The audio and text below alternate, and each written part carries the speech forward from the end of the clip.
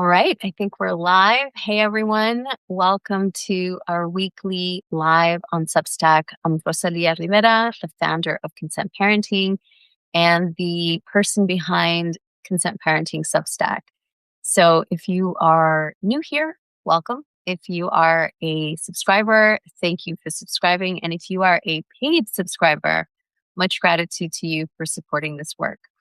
So every week I go live 3 times a month. I go live for paid members, and once a month I go live for everyone. So this is one of those for everyone. It's the end of the month. We have come to the end of February, which is like crazy how quickly it goes. And it's hard to believe we're going into March, and I think daylight savings is coming up soon. But anyway, it is something that I think all parents think about because it really messes with everyone's schedule, which is already hard enough to keep up with.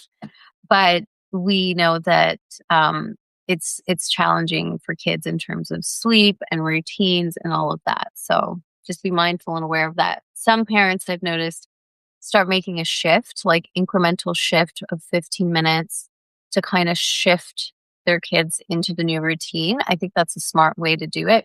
I might try to implement that this year. So I'd love to know if that's something that you are also thinking of doing. So this week, oh my gosh, there's so much. And I actually had pulled up. So something that I think is really helpful for people to do, and I'm going to share this trick in a second, but I'm just pulling up my Google alerts that I get daily because I wanted to talk about a couple of those sort of news headlines that have come up. And I think a lot of people don't know how prevalent this issue is because they're not seeing all of the news that's coming out. Usually, if you're in a particular geographic location, you're just hearing about what's local to you. And you might hear about really big world, big, global news, but then you feel detached from it. So either you're seeing really hyper local and maybe you're not seeing much of it. So you think, oh, it's just happening somewhere else. It's not happening in my neighborhood. It's not happening around me. But when you start to look at the pattern of, the local news reports, you realize that it's happening in almost every town.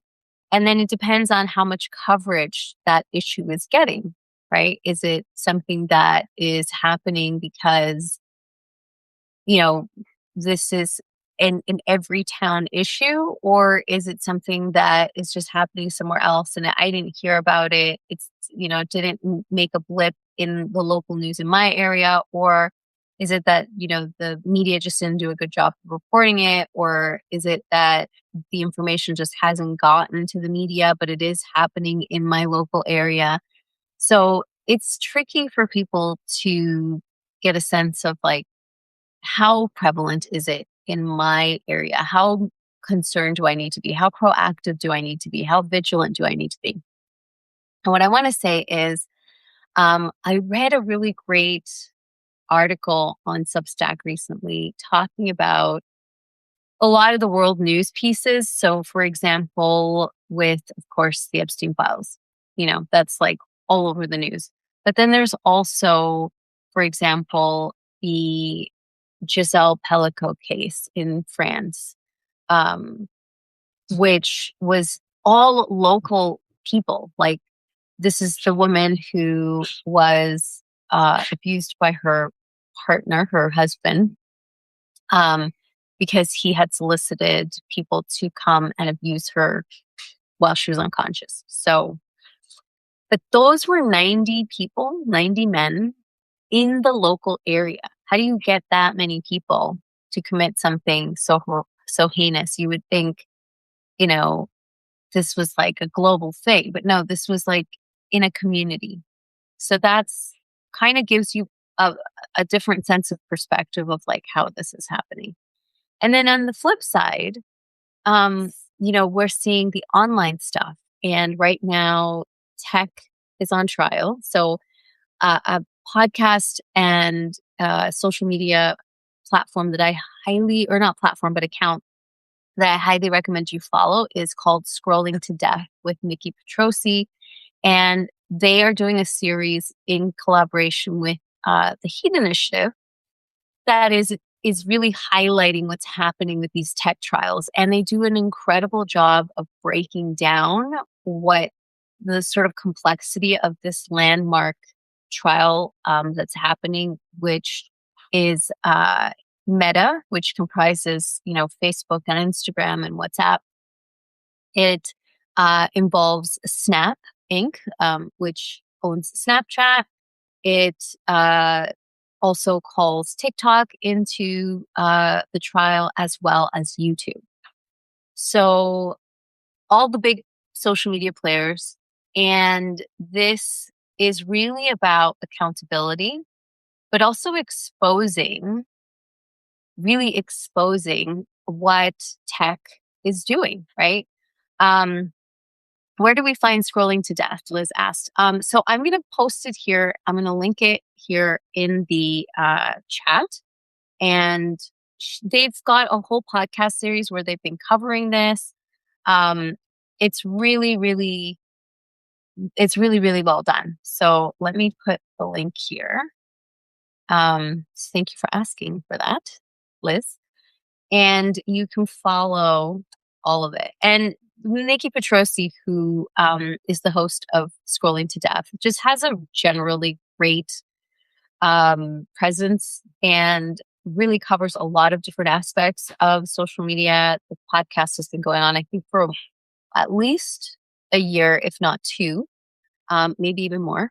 But she is in the courthouse. So she managed to get a press pass to be in the courthouse listening to the daily, um, you know, the daily to-dos that are happening in the court. So she watched Adam Mosseri and Mark Zuckerberg, and I think this was kind of funny, not funny, that the CEO of YouTube was going to go on, but then they sent some other person who was supposed to be another higher up.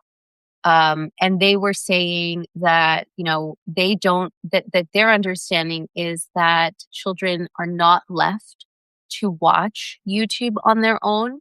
They expect that youth are, um, are watching YouTube with an adult supervising. And then in the next breath said, yeah, my son, who's I think like under 6 years old, watches up to 6 hours of YouTube a day, and said it as if there was nothing wrong with that. Like, what could be wrong with that? Um, there's lots of good educational content on there. And then I think during cross-examination, they said, so you spend 5 to 6 hours watching it with your child, since you said that the expectation is that parents are watching, or at least supervising, what their kids are watching on YouTube. And he was kind of caught in that moment of like, yeah, that doesn't make sense, right? That doesn't make sense. So she was covering stuff like that, and she's just like, what are these people on drugs? Like, I mean, and even Adam Mosseri last week was saying that they don't believe that social media or Instagram are addictive. They said, comparing it to actually addictive substances is incorrect. It is not the same thing. Social media is not a physical substance that goes into the body and makes you addicted to it. But we know from the internal documents that they have, that they've been researching how to how to addict the brain in a psychological way. And Adam Mosseri, who is the CEO of Instagram, went further to say that someone watching, a youth watching, being on Instagram for up to 12, to 16 hours is not addictive behavior. It's problematic, but it's not, that's not showing addictive behavior. So that was another kind of, that's kind of another mind blowing like contradiction, right? Anyway, so I highly recommend that you check that out. But the reason I'm bringing all of this up is because, as I was saying before, if we look at what is happening in the news, and we look at how prevalent these situations are, and I wish I could share my screen. I think I can actually. I'm going to give this a try because I haven't tried this before. But I wanted to show you some of the things that have been coming up in my Google alerts. So one of the things that you can do if you have someone in your life who you're trying to explain to them that, this is a prevalent issue. This is actually, if we're looking at the data and we're talking to experts in this field, they will tell you that it is a public health emergency, that it is a public health crisis, right? But when we communicate this to, let's say, a school principal or to our religious leader, and we are asking them, what are you doing within the school, within the church, within the temple to mitigate that, to reduce the risk for youth, to educate other adults about this problem. They may say, we don't have that problem here. We don't have that problem in our community. I haven't really dealt with anyone who's, talked about that issue or had a problem about it. Everyone in our community, in our school, in our, house of worship is okay, is safe. We're not worried about that, right? What I would recommend is to say, if you use Google, you know, like this might only apply to Google users because I use Google, and so I'll try to find an alternative if someone doesn't use Google. But you can say you can sign up for what are called Google Alerts. And so you type in, the keywords. So it would be like, I have, for example, my keywords are abuse prevention, child sexual abuse material, also known as CSAM, child sexual violence. What are some of the other ones that I have here? And then child sexual abuse, CSAM. So I have a number of keywords. And so what Google Alerts does is it will compile all the news articles that have any of those words in them and will send me a list of the local or global news of that particular topic. And so every day I get an email from Google Alerts with at least 6 to 12, if not more, articles. Sometimes they're duplicates because you may have, breaking news and it's like, touching all of those different topics. So I see the same thing over and over. But, we're talking about, there's like, I have a keyword for consent. That one, for example, says survivor of forced sterilizations. This practice is still happening. Obviously, that has to do with consent in the body. But I have other ones that, for example, these are global. Like, so for the first time in the Republic of Moldova, the intersection of violence against children. And then, that's a UNICEF article. Why, when justice fails, why women can't get protection from AI deepfake abuse, that's under abuse prevention. So if you said to someone, just, try it out for a week, just to see what kind of articles come up and how many come up, right? Because people tend to live in a bubble, particularly if they've consciously created that bubble. And so they may not be aware because it's not in their lexicon. It's just not being shown to them because they're not looking for it. Which kind of brings me to another point, which I'll make in a second. But this would be a really good way for someone who doesn't believe it's a problem to see actually how problematic it is. Because in a week, and you can ask them, start on a Monday, and then next Monday, tell me how many articles you were served from Google Alerts about these topics? How many different stories did you read? How many different articles did you get locally and globally, right? And you can set the parameters to be local and global. You can put keywords that have your, city or town in them as well. And then just, and that's something that even parents can do. I don't always recommend that parents do this because you have enough stress in your life and there's enough in the news. I try to be selective about what I highlight with parents, particularly on social media, because you're already kind of bombarded with this. But for those who are unaware, who really don't know, it's actually a really great way to help raise awareness about how often this kind of thing happens. So, want to recommend that you do that. And the other piece that I wanted to talk about was in terms of what your kids are getting access to. And I recently posted about that, what they're maybe hearing on the playground or what they're reading themselves if they're already on social media. And to be proactive in communicating with them about what they are reading and hearing. Also, if they are, let's say, interested in something that you may not necessarily want to be talking to them about, but they're curious and then they found something on YouTube. If they watched that whole video because they were curious about it, guess what? They're going to be served more of those kinds of videos. And when they get served more of those kinds of videos, they may start having more questions. And if you haven't opened up that space for that conversation, they may be dealing with it alone.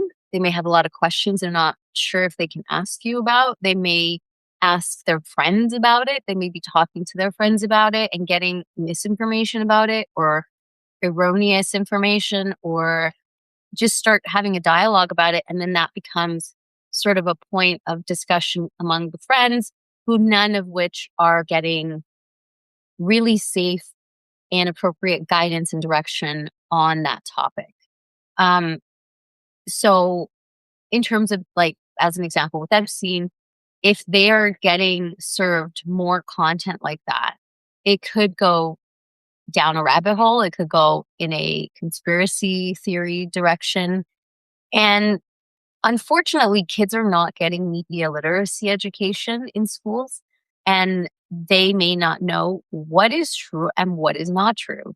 They may not know how to critically think through something, and especially the younger that they are, right? So, this is also why it's so important for kids to have that monitoring, for devices to be in a common space and place so that you can see what they're watching. You can, if you notice something that doesn't look like it should be something they should be watching, you can talk to them about it, not just restrict it because they will try to find a way, but to discuss it in a way that feels safe to them, right? So I think that's really, really important also to think about, because when it comes to what's being shared in the news and on social media, much like so many other technologies, they're not being created or curated with kids in mind. And if we're not being mindful about what they're seeing and at least discussing it and helping them process, it can be, one, very confusing. Two, it can avert your ability to guide that conversation, that understanding, and that perspective, right?